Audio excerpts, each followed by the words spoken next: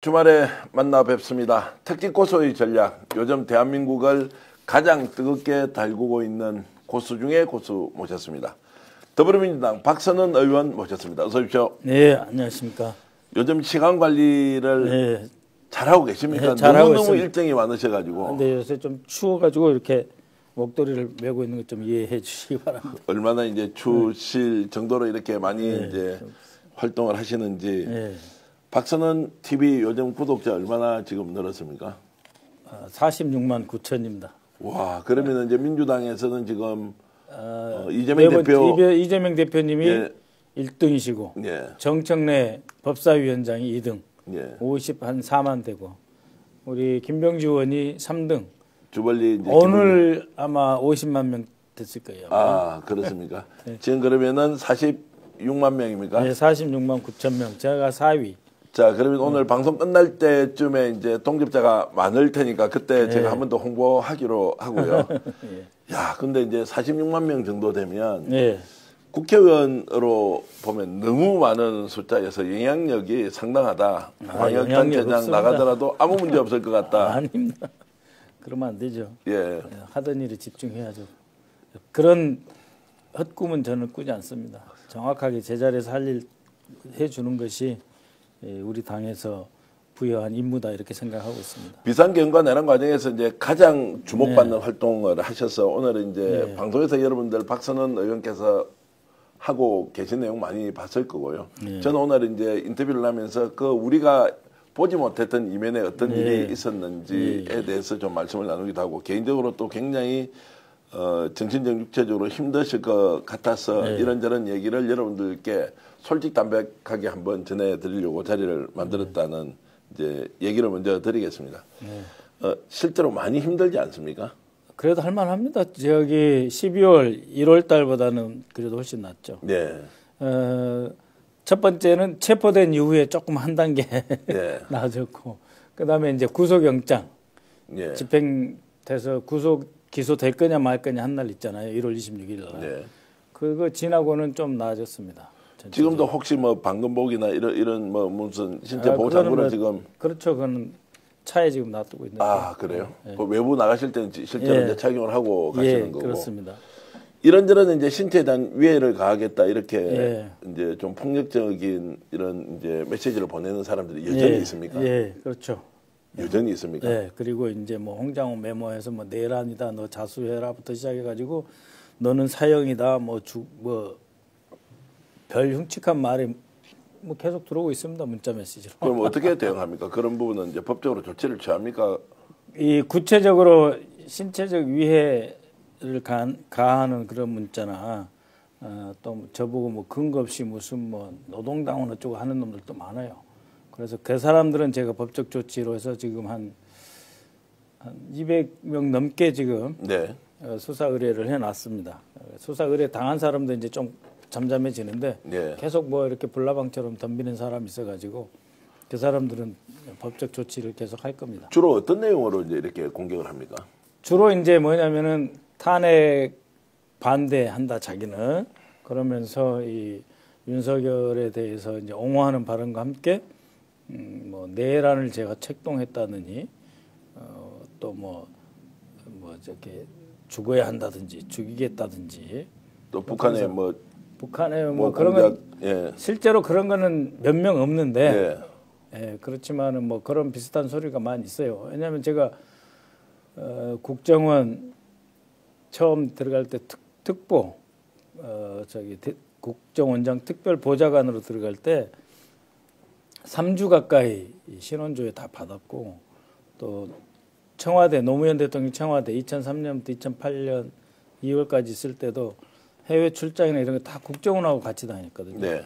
제 모든 기록은 국정원에 다 있습니다. 그리고 그때도 신원조회가 그때는 노무현 정부 청와대였는데 2달 정도 걸렸고요. 그리고 2008년 1월 달에 제가 중국 상하이 총영사로 나갈 때 그때도 한 신원조회를 청와대에서 한 3주 했고 그래서 다 그런 과정을 거쳤고 그렇기 때문에 다 이 헛소리인데 들을 때는 기분 나쁘죠. 그렇고 어쨌든 지금 어제도 무슨 뭐 제가 학생운동 하다가 제가 감옥을 오래 살았어요. 네. 그 광주 민주화 운동을 그 국제적으로 알리는 서울 미문화원 점거농성 사건에 이제 배후 조정이다 해가지고 김민석 의원하고 저하고 꽤 오래 감옥을 살았거든요. 얼마나 그때? 22세 만 22세에 들어가가지고 30개월 살았습니다. 2년 6개월을. 예. 그리고 이제 나올 때 그 노태우 대통령 그 사면 복권 받고 네. 그렇게 나왔고 공무 담임권이라든지 뭐 이런 거 일체 없거든요. 자격증 다 사면 복권 받았고 그때는 이 집시법만 해가지고는 징역을 뭐 1년 반밖에 못 때리니까 네. 그러니까 국가보안법을 해야 3년, 4년, 5년씩 이렇게 22살 먹은 학생들한테 3년, 4년, 7년까지 막 때리잖아요. 그러려면 이제 국가보안법을 무조건 끼워 넣었어요. 자, 22살 만 22세 같으면 그때 이제 몇 년도입니까? 4학년 85년. 85년 전두환 정권 시절이고. 예, 그렇죠. 연세대학교 경영학과를 다니셨고. 예, 전두환의 그 최극성기. 예. 또 우리 학생운동도 가장 활발할 때 그때 이야기죠. 연세대 다니면서는 이제 그 광주 민주화 투쟁위원장 이렇게 맡으셨죠. 85년 4학년 때 5월 투쟁이라고 그러거든요. 매년 이제 광주 민중항쟁을 기리고 수없이 많은 분들이 희생한 광주 학살의 원흉 규명 그리고 전두환, 노태우 등 그 반란 세력, 쿠데타 세력에 대한 책임 추궁 그런 것을 위해서 이제 매년 5월달에 투쟁을 하죠. 근데 저는 이제 나주 출신, 광주하고 붙어 있는 나주 출신이니까 자연스럽게 5월 투쟁, 5월 민주화 투쟁 위원장을 맡았어요. 네. 근데 저보고 삼민투 위원장이라고 하는 사람 많아요.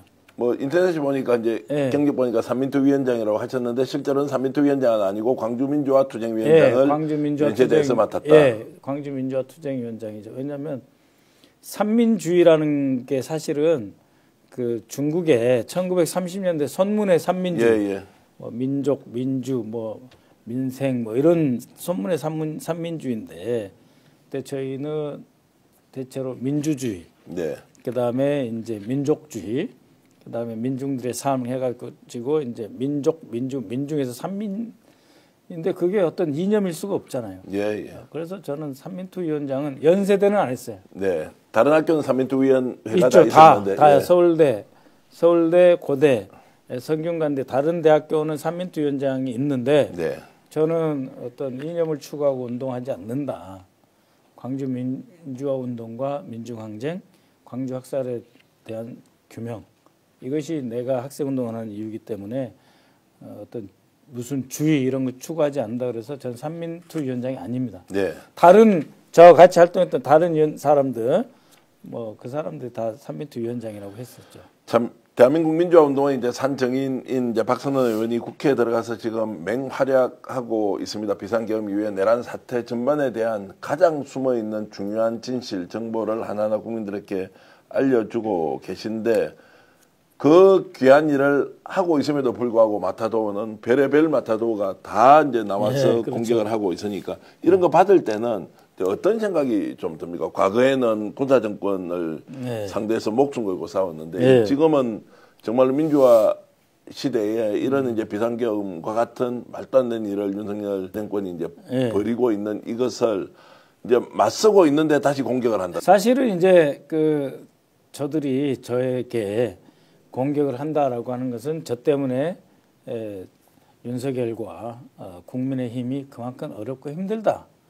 라고 하는 반증이기 때문에 뭐 담담합니다.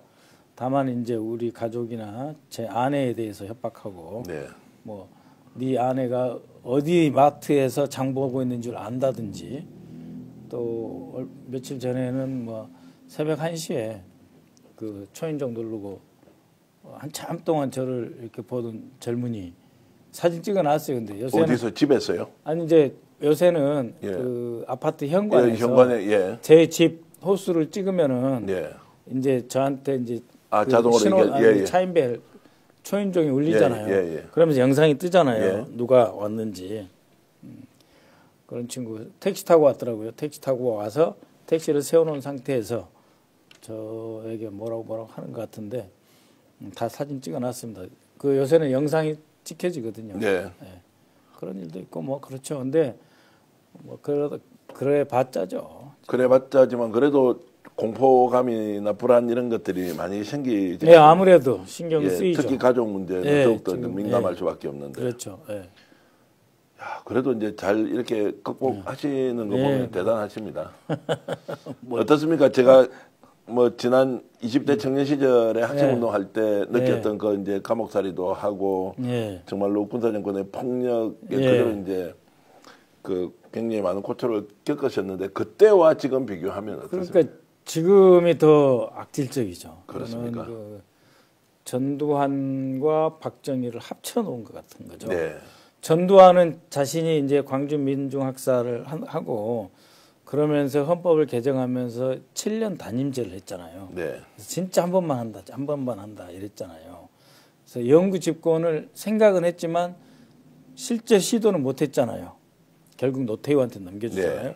그런데 이 정권은 극악하기는 전두환 정권 같고, 그 다음에 어떤 그 장기 집권의 계획이나 이런 거 짤 때는 그 박정희의 유신, 삼선 개헌도 하고 삼선 개헌 하다가 안 되니까 유신까지 끌고 들어와서 종심 집권을 생각을 했고, 결국은 박정희가 자기 내분으로 죽잖아요. 시해당했죠. 차지철을 경호실장이죠 그때는. 경호실장을 최측근으로 하면서 마음껏 정권을 이루고 하다가 그때는 그 국정원장이라고 하지 않고 중앙정보부장 김재규하고 충돌돼서 결국은 자기 내부에 김재규 중앙정보부장이 총을 맞고 죽잖아요. 그 두 개를 합쳐놓은 것 같아요. 아주 압축적으로. 전두환의 어떤 그 포악성 그리고 어떤 그 박정희의 어떤 끈질긴 권력력. 그래서 이걸 내가 끝까지 쥐고 가면서 자기가 원하는 어떤 독재 체제를 연구하겠다라고 하는 어떤 권력에 대한 집요함.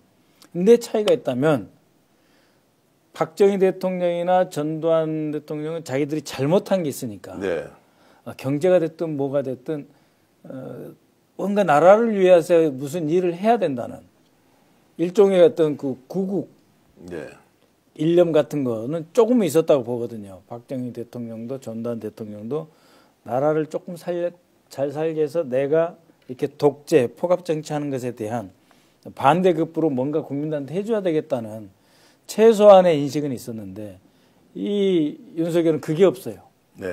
지지율이 1%도 상관이 없고 진짜 한번 기억나는 경제장관 회의 하는 거 봤습니까? 예를 들면 수출진흥대책회의라든지 아니면은 미국 바이든 정권이 들어와 가지고 반도체 동맹하자 그럴 때 우리 SK 하이닉스를 비롯해서 우리 반도체 기업들이 얼마나 걱정이 많았습니까? 그랬을 때 반도체 그 회장단하고 모여가지고 정말 미국의 압력을 어떻게 극복할 것인가 이런 거 한 번 한 적이 없어요. 그리고 이 중산층과 서민을 위한 어떤 그 부동산 정책이라든지 또 물가 안정 정책이라든지 소득에 좀 키우기 위한 성장 정책이라든지 단 한 번이라도 그러한 경제장관 회의 한 거 보셨어요? 없습니다, 이 사람은. 또 자영업자들을 위해서 뭔가 내수 시장을 좀 활성화시켜보자라고 하면서 국민들 25만 원 지원금 주자고 했더니 한덕수랑 같이 뭐 25만 원 10억 달라고 그러잖아요. 세상에 이런 대통령이 어디 비웃는 거죠. 국민들이 절박하게 필요한 것을 오히려 비웃음으로 이제 되돌려주는 상황이었고 어쨌든 이제 그런 상황들을 목격하면서 박선원 의원이 활약을 했던 것은 우리가 계속 머릿속에 이제 남아 있습니다. 이제 오늘 우리가 프로그램의 제목으로 나가 있는 질문을 좀 드릴까 합니다. 예전에 방송 나오셔서 김건희 이야기를 했고 바깥에 전화해서 내가 집권하는 동안 이 말을 이제 하고 나서도 엄청 이제 폭발적으로 조회수가 일어났는데 지금 이제 김건희 어떻게 하고 있습니까? 그러니까 이제 노상원이 그 SBS 기자하고 인터뷰를 했을 때가 가장 핵심이라고 봐요. 자기가 아무리 노력을 해도 여론이 안 따라오니까 이런 걸 해야 된다. 거기서 자기가 누구냐 이거죠. 그러니까 노상원이 이제 그 극우 장군 중에 오비그룹에서 이제 김건희가 뭐 이렇게 극우 오비그룹, 군 오비그룹 장군들 중에서 오비그룹하고 뭐 연락하고 어쩐다 이런 말이 있었잖아요. 그 노상원이다 이거죠. 제가 보기에는. 왜냐? 그 말투는 여자가 하는 말이에요. 왜? 윤석열은 여론조사 이렇게 신경 안 쓴다고요. 1%가 됐든 얼마가 됐든 쓸어버리면 되니까. 네. 근데 명태균 게이트나 이런 걸 보면은 계속해서 그 여론을 조작하고 자기 지지율에 신경 쓰는 그래도 김건희잖아요. 김건희가 이 총 기획자 내지는 이 그 계엄의 필요성을 가장 직접적으로 느끼는 사람이고 그 압력을 이 윤석열이와 같이 하는데 그러한 그 계엄과 영구 정신 집권하려고 하는 그 수요를 충족시켜주면 거기서 떨어지는 권력의 배분을 할 수 있는 사람이 누구냐? 충암파. 네. 그러니까 김용현, 그다음에 이제 저기 방첩사령관 여인영 이런 층인데 이 여인영이랑 이런 친구들이 이 세기, 그러니까 공작의 어떤 세기, 특기가 부족하다 이거예요. 예, 예. 그래서 김용현은 노상원을 오래전부터 알아요. 2016년에 노상원이 그 왜 북파 공작원을 보냈다가 공작이 성공해서 넘어오면 이 방탄조끼에 폭약을 넣어가지고 살해하라, 폭사시켜라 하는 증언이 있었잖아요. 네. 그 공작을 할 때, 그 공작할 때의 사령관이 노상원인데 원래는 정보사령관의 지위는 정보본부장이 갖고 있어요. 네. 근데 그때는 작전본부장 김용현이 했다는 거예요. 그러니까 이 작전본부장 김용현과 정보사령관 노상원은 그때부터 자기가 임무를 부여하고 성공했고 나오는 부하 직원을 폭사시킬 정도의 잔인무도함, 예. 비윤리성, 인간을 어떤 도구로 보는 그런 것들이 결합이 돼서 김건희, 윤석열의 장기 집권 욕구와 결합이 돼가지고 이번 내란을 주도했다 이렇게 봐야 되죠. 지금도 김건희는 용산에서 또는 한남동 관제에서 적극적인 활동을 하고 있다. 그 이제 그 묘한 기사가 안 나오잖아요. 뭐 예. 30 몸무게가 빠졌다, 뭐 누워 있다, 어쩌고 저쩌고 하는 말이 안 나오잖아요. 예. 그것은 무슨 뜻이겠습니까? 그러니까 윤석열 그 면회도 안 가면서 지금 뭘 하고 있겠습니까? 네. 자기가 살 국리 윤석열을 어떻게 하면은 돌아오게 만들 것인가? 또 최대한 이 국면을 장기화시켜서 이 불안정하게 판을 끌고 가서 새로운 이슈가 돌발되면 그걸 타고 판을 뒤엎겠다 이런 생각을 안 할 수가 없는 거예요 지금. 굉장히 생존 논리로서 생존하기 위해서 활발하게 움직이고 있다. 뭐 어느 정도 활발한지는 모르겠지만 움직일 수밖에 없고 예. 또 가만히 못 있는 성격이고 모든 그 기획이나 이런 거는 이제 그 김건희가 윤석열보다 더 하는데 이 그 노상원 이 그 수첩에는 재밌는 문장이 누가 총괄 기획하냐라고 네. 하는 말이 있어요. 누가 총괄 기획합니까? 네. 그 김건희, 윤석열, 노상원 등인데 예. 예. 기획은 이 김용현보다는 김건희와 노상원이 했을 가능성이 더 예. 높아요. 예. 그리고 그걸 실무적으로 백업하는 사람은 아직 드러나지 않는 기획팀은 또 있고. 노상원은 아무 말도 끝까지 안 합니까? 할 가능성은 없습니까? 지금 이제 입 닫고 있는 게 자기한테 유리하다 이렇게 생각을 하겠죠. 그러니까 노상원이 지금 선관위에 침투하는 계획만 세웠다는 것으로 이제 꼬리를 자르려고 하고 있는데 결국은 HI 부대를 불러들였고 이 문상호가 HI 부대에 똑똑하고 빠릿빠릿한 친구들 골라 모으고 이런 모든 과정 뒤에 노상원이 있고 노상원에게 이걸 던지지 않을 수가 없어요. 문상호 입장에서는. 네. 문상호 입장에서 이 책임을 이 노상원과 김용현에게 이야기하지 않을 수가 없어요. 그러면은 결국은 감옥 들어가기 전에 노상원이 그 이야기 했거든요. 이 수첩이 뭐냐 했을 때 김용현이 지시한 겁니다. 네. 이렇게 가겠죠. 결국은 선관위 이 들어간 것으로 끝내려고 하지만 HID 요원들 38명이 그 판교의 부대에 나와 있었다는 사실이 이미 그 여러 가지 그 피의자 진술 조서 검찰에 나와 있기 때문에 결국은 입을 열 수밖에 없다. 자기가 뒤집어 쓰지 않을 거다 절대로. 노상원은 뒤집어 쓰지 않는다. 왜 써요 노상원이가? 그러면은 노상원이는 이렇게 이야기를 할 거예요. 나는 예. 아이디어를 줬고 예. 실제 행동하지 않았다. 그러면 그 아이디어를 김용현에게 줬다는 것이 아이디어를 김용현이가 지시하니까 그걸 받아가지고 자기가 아이디어 조금 줬고, 예. 그다음에 김용현이가 그 2016년에 그 북한을 갔다가 내려온 그 HID 요원들 성공하더라도 폭사시키려고 했던 그때의 느낌과 경험이 있잖아요. 네, 예. 그래서 구체적 방식에 대해서 자네가 아이디어 계속 내봐. 그래서 자기는 아이디어를 냈고 그 중에 몇 가지가 김용현이 채택해서 자기는 이거를 김용현의 지시로 적은 거다. 그렇게 하고 빠져나가려고 그러겠죠. 빠져나가고 그러면은 상당 부분 진실을 폭로할 가능성이 있고. 그러니까 지가 살려고 다 폭로는 안 하죠. 예, 예. 자기가 살아나갈 수 있는 정도만 이야기를 할 텐데 예. 지난 화요일 날 그 국정조사 내란 행위에 관한 국정조사 특위에서 저도 묻고 이진동 대검 차장에게 물었거든요. 네. 다른 의원님도 질문하셨고요. 그래서 노상원 수첩에 대한 수사, 노상원 수사 왜 안 하냐? 그랬더니 이 수첩에 대해서는 일체 함구하고 있다. 그리고 그러면 어떻게 하냐? 그랬더니 특수부가 이 수사를 하고 있느냐? 그랬더니 특수부가 한다. 그리고 수첩 말고 다른 것도 지금 들여다보고 있다. 말은 그래요. 네. 근데 안 할 것 같아요. 왜냐하면 이 노상원 수첩에 보면은 수거 대상을 어떻게 처리할 거냐. 여기에서 특별수사본부를 구성한다가 되어 있고 이 특별수사본부는 검사 판사로 구성한다. 이렇게 되어 있고 중앙지검을 활용한다. 이렇게 되어 있어요. 네.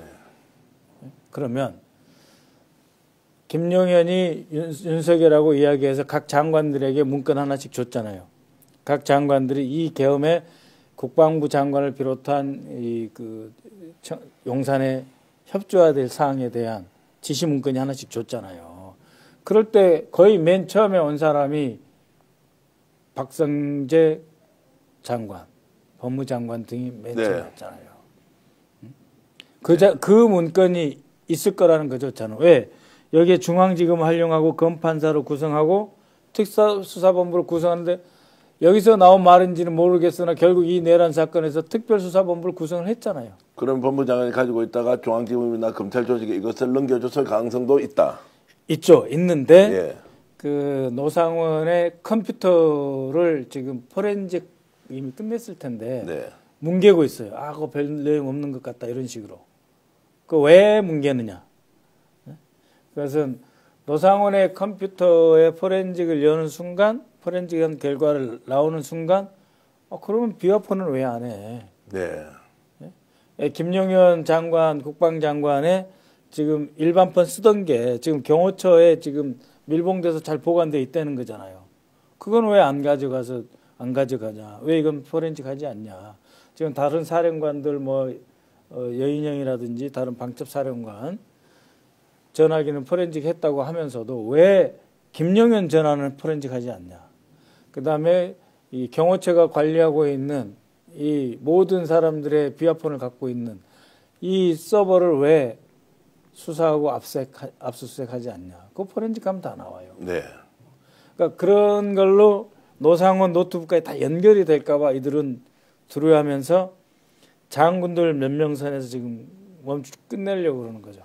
자, 그러면 끝낸다는 것은 특검 가면 반드시 나오게 될 텐데 검찰이 지금 뭔가 실력을 보여줌으로써 존재감을 드러낸다. 이것도 선택할 수 있고 두 번째는 실력을 다 안 보여주는 거죠. 딱 요만큼만.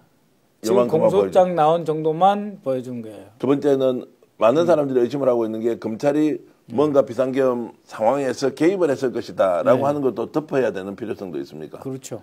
그렇죠. 그런 그래서 것도 재밌는 말 있잖아요. 최상목이가 나한테 비화폰이 있더라고요. 이렇게 발언하잖아요. 예. 그런 것처럼 박성계 법무장관도 그렇고 다 비화폰을 갖고 있단 말이에요. 대검 검찰총장도 그렇고 이진동 차장도 그렇고 이 비화폰을 압수해가지고 포렌식 하지 않는 이유가 뭐겠어요? 네. 그래서 끝내버리려고 그러고 지금 김성훈 차장을 통해서 계속 그 서버 지우라고 그런 그 노심초사하고 있지 않겠어요? 그러면은 정권이 바뀌어서 특검을 한다. 그럼 이걸 다 이제 찾아서 포렌식도 하고 내용 하나하나를 밝혀야 하는데 그 전에 증거인멸을 할 가능성은 없습니까? 제 경험상, 네. 제가 어떤 경험이라고 말하지 않겠습니다만 제 경험상 컴퓨터 서버에 있는 거 있잖아요. 안 지워져요. 국가가 관리하는 이런 서버는 안 지워진다. 착각을 하고 있죠. 그 지우잖아요. 지웠다는 흔적 남고 이건 또 숨어갖고 있고 또 지우잖아요. 지우면 없어질 것 같죠. 또 숨어 들어가 있어요. 결국 가중 처벌을 받을 수 있는. 그래서 몇 번 지우려고 시도했다. 이거는 남는데 예. 그때마다 이건 계속 숨어서 남아 있어요. 절대 안 없어집니다. 그럼 깨 부수는 것밖에 없습니까? 깨 부수도 서버 남아 있습니까? 깨 부숴서 그 서버의 하드 디스크 드라이브를 뭐 불에 태워서 없애거나 이러면 모르는데 그렇게는 못하는 거죠. 누구도 그렇게 하는 순간. 그렇죠. 왜냐면은 감당을 할 수 없겠죠. 화요일 날 그때 국정조사 특별위원회 조사특위에서 이제 윤건영 의원이 또 좀 잘 아시더라고요. 예. 경호처 쪽 돌아가는 건 아는데 경호지원본부장 쪽 사람들이 이거를 관리하고 있는데 지금 김성훈 차장이 파괴 시도를 했는 걸 막고 반대했다 이런 거거든요. 물론 그 사람도 24시간 경호처에 근무하지는 않을 거 아니에요. 예. 출퇴근도 하고 비번도 돌아가고 이럴 때 뭐 이미 또 정말 물리적으로 파괴됐을 수도 있어요. 욕 먹을 때 그때 뿌인지 갖다가 깨고 불질러 버리고 없애버리면 또 속은 편하거든요. 그런 말씀 들으면 정말로 역적이고 매국노 같은 자들이 아직도 안에서 정말로 움직이고 있다는 게 좀 충격적인데 노상훈 그래서 특검해야 돼요. 그래서 특검이 반드시 필요하다는 것은 이제 시청자 여러분들도 함께 강하게 공감하고 있으리라고 생각하고요. 결국 노상훈의 상위에는 김건희가 있다는 것은 이제 심정적으로 김건희하고 윤석열이 뭐 한 그룹으로 해가지고 있겠죠. 근데 이제 그 노상원이 자기하고 같이 일할 것 같은 사람들 다 점을 받대잖아요. 네. 그 점을 볼 때 누구를 먼저 보겠습니까? 윤석열을 먼저 보겠습니까? 김건희를 먼저 보겠습니까? 내가 누구하고 합이 맞지? 내가 노상원 입장에서 제가 노상원이라고 해요. 노상원인데 노상원하고 윤석열이 아무리 잘 맞아도 그걸 틀어버릴 수 있는 사람 있잖아요. 예. 오빠 쟤 못 써 이래버리면 어떻게 하냐고. 그럼 자기는 끝나는 거잖아요. 여기에도 그게 나와 있어요. 토사구팽이라는 말이 나와 있는데 노상원 수첩에도 제일 두려워하는 게 토사구팽 아니겠어요. 결국 김건희와 합의하지 않으면 갈 수 없는 김건희하고 한 팀이 뭐 안 되면 안 되면 생각해 보세요. 충암파도 아니에요. 이 친구는. 노상원은 오로지 김용현하고의 과거에 공작하고 작전했던 그 호흡 맞췄던 것들이기 때문에 믿을 사람은 김용현 갖고는 부족하다 이거죠. 왜? 충암파에서 소수인데 자기는. 그렇잖아요. 근데 자기가 정보사는 원래 계엄법에 의하면 정보사는 계엄의 동원 대상이 아니에요. 어느 지역을 만든다든지 이런 의무가 없는 부대예요. 계엄법상. 그 정보사라고 하는 무지막지한 물리력을 동원해서 자기가 다 하는데 근데 자기에 대한 보장이 없으면 하겠어요? 그 보장을 윤석열이 해줄 것 같나 이거예요. 삼선하고 그러면 윤석열 임기 끝나고 김건희하고 이 속에서 자기도 뭔가 김영현하고 같이 뭐 김영현이 대통령을 시키든지 또 한번 그래서 윤석열, 김영현, 김건희를 하든지 어쨌든 간에 김건희를 잡고 가야 되는 거죠. 그러면은 비상계엄 상황을 주도했던 것도 윤석열은 종이고 주가 김건희였다. 주종이라기보다는 전면에 윤석열이 나서는 거고 그 뒤에 이 김건희 여사가 있을 거다. 없이는 안 된다. 아니 새벽에 윤석열이 핸드폰 가지고 문자 날리고 그것을 보고서도 아무 말도 안 하는데 김건희는 윤석열 핸드폰 보는데 윤석열은 김건희 핸드폰 못 본다고 윤석열이 이야기했잖아요. 그러니까 전면에 윤석열이 있고 그 배후에 김건희가 또아리 틀고 있죠. 윤석열은 서울구치소에 있지만 지금 용산과 한남동에서는 김건희가 매우 적극적으로 움직이고 있다라는 이제 그런 정보는 저희들도 이제 가지고 있는데 적극적이라고 하기보다는 어쨌든 살기 위해서 살기 위한 몸짓을 예. 할 수밖에 없고 하고 있다. 그렇게 이야기를 하는 거죠. 대체로 포기를 하고 있는 것 같습니까? 아니면 여전히 기사 회생을 할 수 있다라고 착오하고 있을까요? 아직은 포기 안 하죠. 안 한다. 아직은. 예. 포기는 아마 이제 대선 국면에 들어가서 김건희가 싫어하는 사람이 국힘의 대선 후보가 되는 순간. 네. 예를 들면 한동훈이 뭐 국민의힘의 대통령 후보 예. 된다. 그럴 때 이제 아마 포기를 할까? 그 전에는 포기 안 하죠. 저기 감옥에서 무슨 뭐 후계자 지명했단 말까지 나오는데 윤석열이가 후계자 누구로 지목했다고? 모르겠어요. 예, 모르겠어요. 근데 제가 듣기로는 윤모 의원은 당 대표 쪽으로 돌았다 그러는 거고. 예. 그 다음에는 홍모 시장이나 오세훈 시장 이런 사람들은 좀 독자적인 편이고 자기가 예. 나오든 말든 독자적이고 이미 MB계 사람들은 대통령실에서 이미 많이 떠났어요. 네. 지금 있는 사람 의외로 박근혜계 사람들이 많이 있습니다. 예. 이 박근혜계 쪽 사람과 김건희와 윤석열이 한 대를 탈 수 있는 인물이 누구겠어요? 한동훈은 아닐 거고. 네. 그래서 아마 결국 대구뿐이 아니겠어요? 네.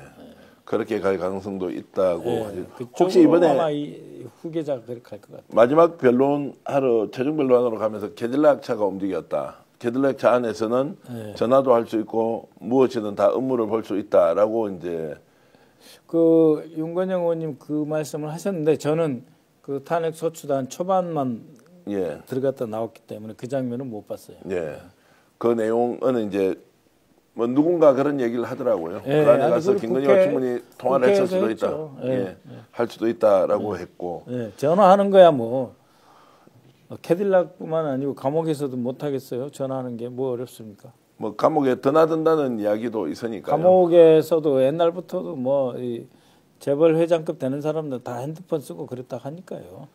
예, 뭐 그런 것들은 이제 지금 뭐 시비 걸듯이 문제를 삼기에는 뭐, 다른 워낙 큰 그렇죠. 이슈가 많이 있기 때문에. 그거 가지고 뭐 짜잘하게 뭐 네 그러면 안 된다, 예. 된다는 건 아니고 자기들끼리 어쨌든 이 여기서 살아나갈 수 있는 그 계획을 다 수립하고 있는데 이번 그 헌재 최후 진술에서 그 윤석열이 이야기한 거 그러니까 복귀시켜주면 뭐 개헌하겠다. 개헌하고 임기 연연하지 예, 않겠다.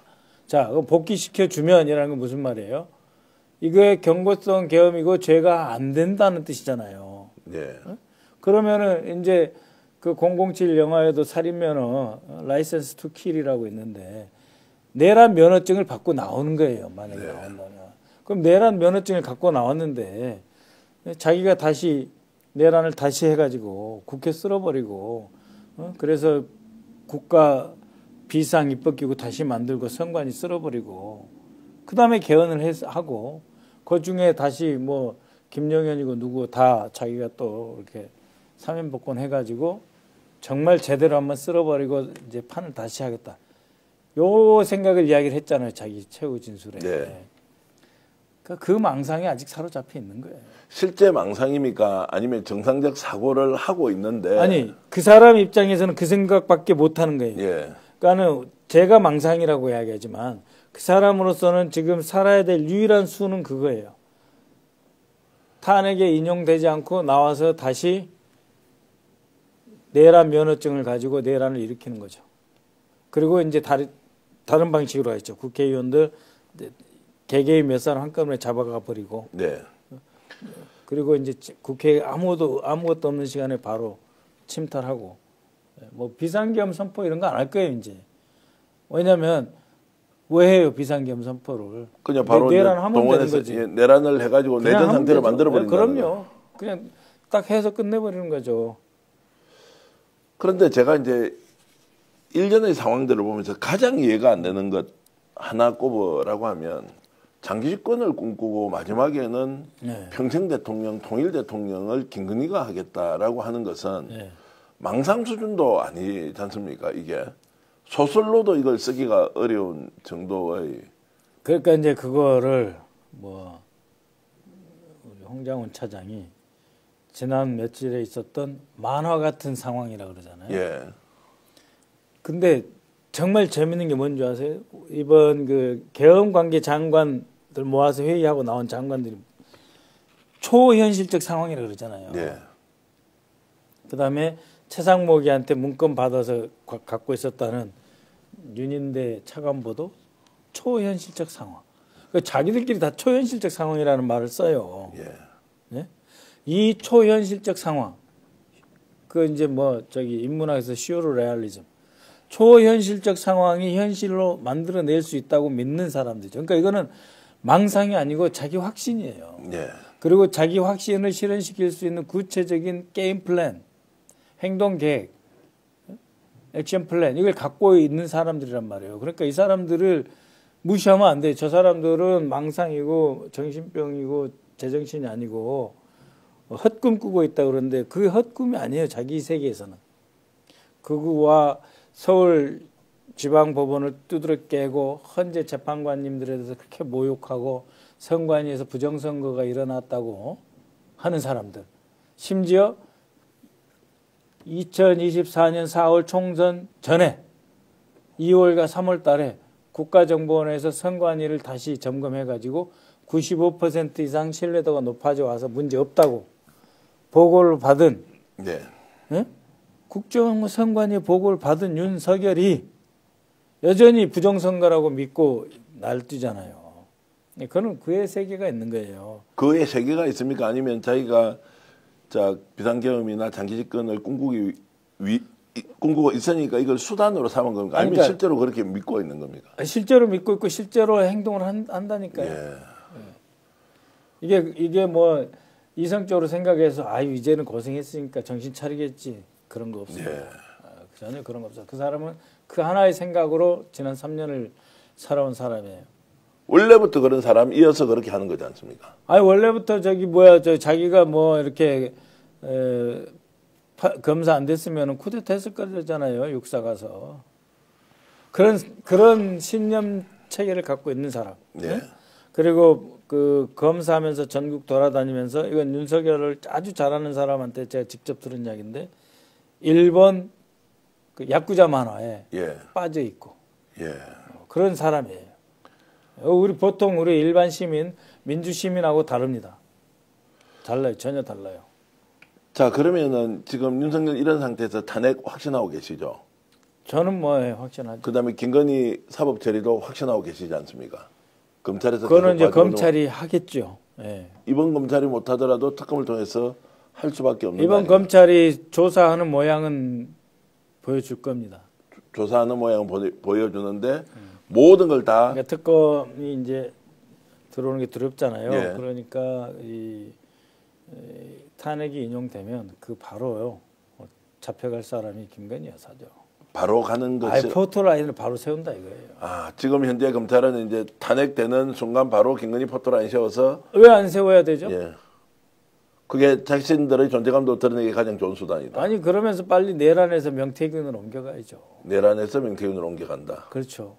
그래야 검찰이 내란에서 빠지고 명태균 수사를 해서 싹 정리하는 예?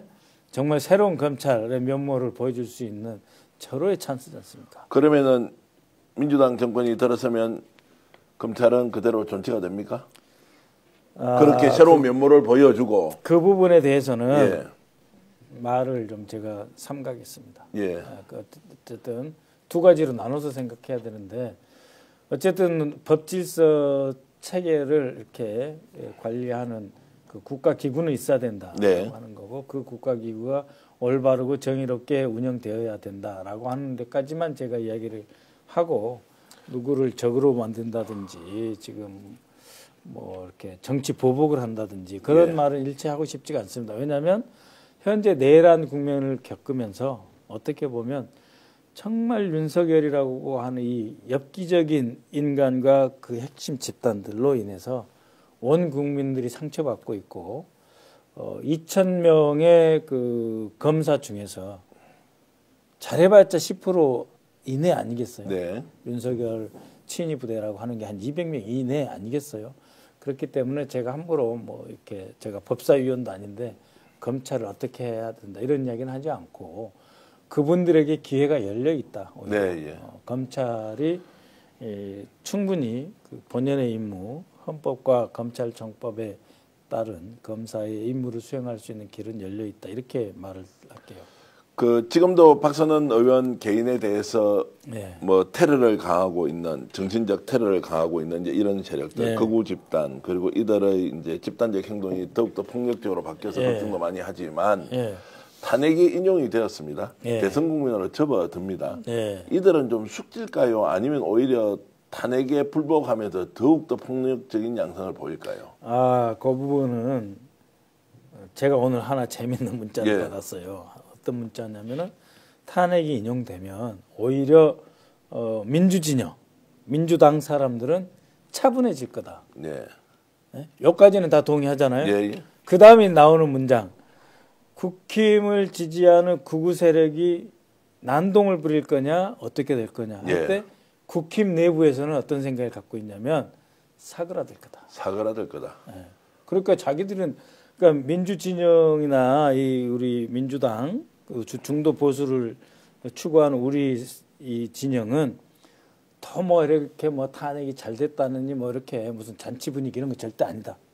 예. 이제 정상으로 돌아가고 정상을 회복하려고 하는 매우 차분하고 합리적인 분위기로 바뀌는데 이 분위기 속에서 이 극우 일부 세력들이 뚫고 나와서 난동을 부릴 수가 없다 이거예요. 네. 그러면 이 국민 내 절대 다수가 이제 안정화되고 차분화되면서 새로운 대한민국 건설로 긍정적인 방향으로 나가려고 할 때에 극우 세력은 더 이상 준동하지 못하고 확 사그라들어 버릴 거다. 그럼 확 사그라들으면 어떻습니까?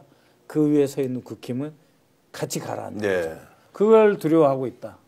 박선호 의원께서 평소 정보 관리하실 때 이제 누구로부터 받았느냐는 것은 굉장히 이제 중요한 인물 또는 분석을 절대 말 안 하죠. 그러니까 분석을 매우 정확하게 하는 분한테 했는데 국힘 내부에서는 탄핵이 인용되고 나면 국민들이 크게 걱정하는 극우들의 준동은 오히려 누그러질 것이다. 그렇죠. 왜냐하면은 벌써 서부지법 사건으로 핵심 한 60~70명이 네. 이제 처리가 됐고 캡틴 아메리카로 설치는 사람은 자기가 안중근의 무슨 손자라고 떠들고 다니는 40대인가 50대인가 네. 하는데 미국에 한 번도 가본 적이 없는 자고 네. 그다음에 스카이데일에서 그렇게 떠드는 96명인가요? 예. 중국 오키나와로 가 오키나와로 가 예. 있다는 거. 아니 거기서 연수 받고 나온 사람들이 그 우리 4급, 5급 선관위 직원들이에요. 예, 예? 그리고 강의를 했던 8명의 신원이 다 밝혀져 있어요. 네. 한국 사람이에요. 그다음에 주한미군이 아니다. 이거 불쾌하다. 그런 소리 하지 말라고 하고 있잖아요. 그게 얼마나 더 먹히겠습니까? 네. 아무리 자기 확신 갖고 산다고 해도 그건 자기만의 어떤 그 우물 안의 개구리인 거지. 그 우물 안에 개구리가 계속 뭔가 공급이 안 되면 거기서 어떻게 살겠어요? 죽습니다. 자, 극우 세력들의 준동은 오히려 이제 누그러질 것이다. 그러면 이제 아니, 윤석열 정확히 말하면 예. 힘을 잃을 거다. 힘을 잃을 것이다라고 이제 보고. 내가 뭐 성격이 좋아져서 개과천선해서 누그러지는 게 아니고 예.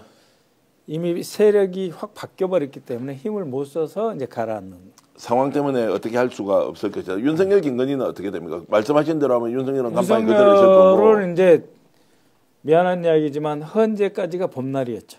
예. 지난 화요일까지가 봄날이에요. 네. 그러면 제가 이제, 이런 이야기 안 하고 싶은데 감옥에 들어가잖아요. 예. 그럼 재판 받으러 나갔을 때 왔다 갔다 하면서 서울 시내 이렇게 이 구멍 뚫린 이 작은 구멍으로 사람들이 걸어 다니는 모습이 얼마나 따스해 보이는 줄 아십니까? 예. 충분히 이해가 됩니다. 예. 근데 헌재에 와서 머리도 하고 밥도 먹고 이렇게 딱 자기가 여전히 대통령인 것처럼 하다가 이제는 그런 일정이 없어요. 미안하지만. 파면이 결정됐습니다. 아니 지금부터 없어요. 이제 재판 예. 나가는 일정밖에 없어요. 예. 네? 그 시간 정말 새로운 현실. 자기가 한 번도 꿈꾸지 않았던 그야말로 초현실주의 세계에 이제 진짜 빠지는 거죠. 그래서 재판 받으러 다니는 게 왜 할 게 없어요, 이제. 파면 결정 이후에 재판으로 가면 이제 수위를 입고 가야 되는 거죠. 아, 그렇죠. 그리고 이제 수갑 차고 가는 거고, 예. 그 법정에서는 수갑을 풀어주지만, 예. 과거 우리 전두환 노태우가 내란 사건으로 재판 받았던 그 그림이 나오는 거예요. 네. 네? 윤석열 수고, 김용현 수고, 그 다음에 여인영 등 3스타 쓰고 그 다음에 노상원 쓰고 그렇게 재판 받는 거예요. 참 이런 말씀 들으니까 정말로 그 초현실적 상상이 현실에서는 이렇게 결론이 지어질 것이라고 생각하니까 정말 대한민국이 예, 말씀하십시오. 예. 발생하지 전까지는 정말 이 일이 어떤 그림으로 펼쳐질지 사람 모르잖아요. 예. 내가 어디를 가다가 좋은 일을 만났을 때 그 행복했던 순간 예. 그거는 좋은 일 만나기 전에는 상상이 안 되잖아요. 예. 반대로 우리 집에 어떤 사고가 나고 우한이 낄 때 그 상황 1시간 1분 전까지도 그 상황은 아직 모르잖아요. 예. 그러나 그 상황에 빠지면 전혀 다른 시공간 속에 전혀 다른 현실에 직면하는 거잖아요. 예. 그런 것처럼 이제 헌재 끝났어요. 이제부터 뭐 자기 누가 면회 오겠어요. 형사 재판 담당한 변호사만 면회를 가지. 헌재 재판 오는 면회 변호사들이 오겠어요? 네. 더 이상 국회의원들이 면회 오겠습니까? 대선으로 넘어가야 되는데. 오늘 박선원 의원과 인터뷰하면서 와 의원님이 통찰력이 대단하시다 이런 생각이 듭니다. 아니 그거는 통찰력이 아니고 저희들이 쓰는 용어인데 비주얼라이제이션. 예. 어떤 시나리오를 그림으로 설명을 하는 거죠. 예. 어떤 시나리오 상황이 있잖아요. 근데 이거는 추측이 아니죠. 정해진 일정입니다. 이제는 윤석열이가 미안하지만 할 수 있는 것은 아무것도 없습니다. 예. 우리는 통상적으로 단면을 모아서 점을 선으로 이어서 전체적인 그림이 이런 정도다라고 생각하는 것이 보통인데 우리가 보지 못하는 그 다음에 일어난 일을 지금 정말로 현실감 있게 설명해 주신 거 보니까 정말 그렇겠다라는 판단 듭니다. 그럼요. 이제는 그냥 죄수의 삶을 살아가는 거예요. 죄수의 삶을 살아간다. 그렇습니다. 김건희는 어떻게 될 것 같습니까? 김건희는 김건희의 죄수의 길이 따로 있죠. 예.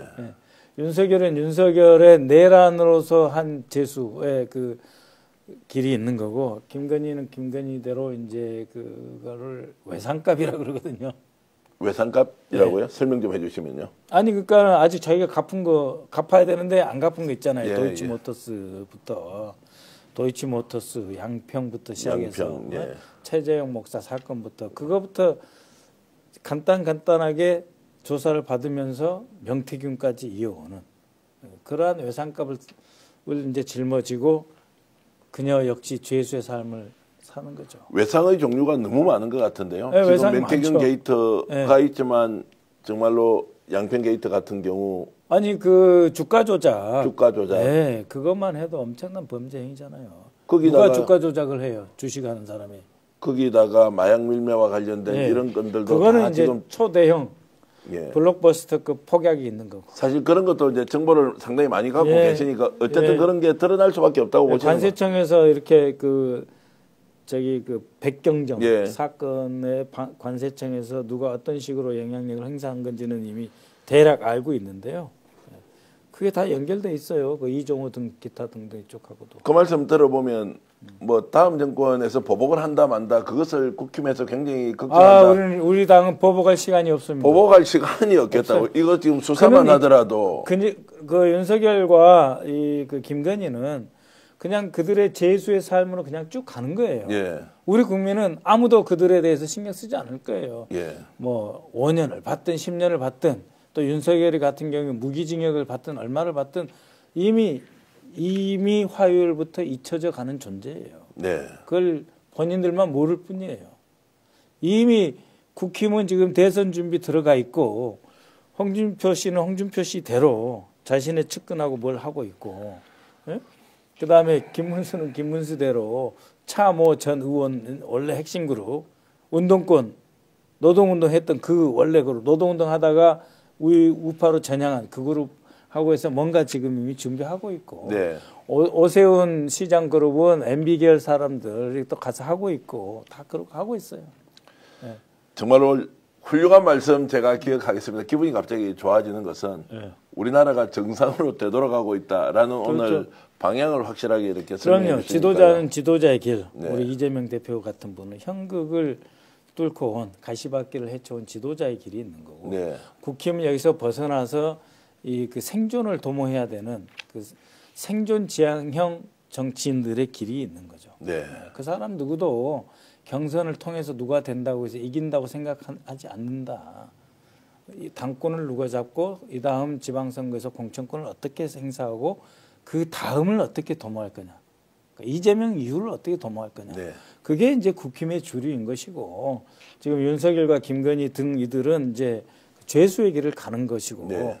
여기서 현혹돼서 잘못 판단을 했던 극우 우리 젊은이들을 저는 극우라고 보지 않아요. 네.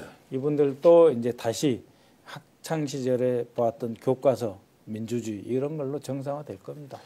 민주당 이재명 대표가 대통령이 되면 예. 국민들이 지금 정상적으로 나라가 되돌아온 것도 있지만 먹고 사는 게 워낙 힘들고 어려워서 예. 나라 발전 제대로 시키겠느냐, 민주당 제대로 수권 예. 이후에 잘할 수 있겠느냐라고 생각도 하는데 예. 그건 걱정 안 해도 되겠습니다. 그것에 대해서 간단하게 제가 요새 외국 대사들 예. 만나면 제가 설명하는 그림이 하나 있는데 예. 과거의 정치 지향이 이제 우를 중심으로 해서 진보 보수 예. 해서 우리 국민들이 예.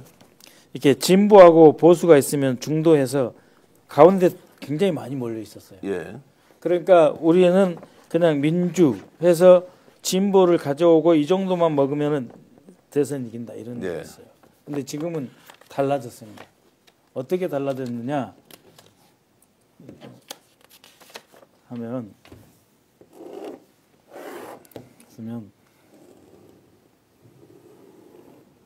이렇게 달라졌어요. 네. 그래서 진보, 중도 여기까지가 보수였고 네. 극우. 그러니까 지금의 정치 지형은 어떻게 달라졌냐면 진보는 여전히 있는데 예. 이 중도 이쪽에서 확 꺼졌어요. 예. 그러니까 합리적 보수가 확 줄고 극우가 대량 늘어난 거예요. 근데 지금 이 국민의힘이 이쪽으로 가 있는 거예요. 네. 보수와 극우 쪽으로 가 있는 거예요. 그렇기 때문에 우리 당은 여기까지 가겠다는 거예요. 네. 그래야 이 국민들의 60, 70% 이상을 우리 당이 우리 국민으로 잘 모시고 보살피고 돌보고 섬기겠다 하는 거예요. 네. 그렇다고 해서 이분들 다 배제하느냐? 그건 아니에요. 네. 그렇지만 이분들이 이제 각성을 다시 해서 돌아오셔야 되죠. 그래서 지금 이 정치 지형이 이념적으로 이렇게 되어 있기 때문에 옛날 같으면은 그냥 말도 못하던 거 있잖아요. 김구 선생이 중국 사람이다? 김문수란 자가 그런 말을 하잖아요. 예. 예. 그런 자는 아주 극우 최극단에 가 있는 거예요. 예. 이 사람들만 가지고 국힘은 말라 비틀어질 것입니다. 그럼 이 잘못된 국힘 나머지 우리 국민 전체를 우리 민주당은 다 우리 품에 안고 모시고 섬겨야 된다 이거예요. 그게 우리 당이 추구하는 중도이자 보수입니다. 오늘 박선호 의원 말씀드리면서 이런 분이 더불어민주당의 국회의원으로 계시니까 천만다행이다. 아니 이런 위기의 대한민국을 구할 수 있는 최전선에서 싸우고 계신 분이 있었다고 하니 너무너무 고맙다 이런 생각이 듭니다. 여러분 어떻습니까? 집권 이후에도 더 좋은 대한민국 만들어낼 자신 있다는 이 강한 표현 저 믿고 한번 우리 박선호 의원의 종행 질주를 기대하셔도 좋겠습니다. 제가 방송 초반에 말씀드렸죠. 와, 이 방송 오늘 10만 회 이상 조회가 나올 텐데요.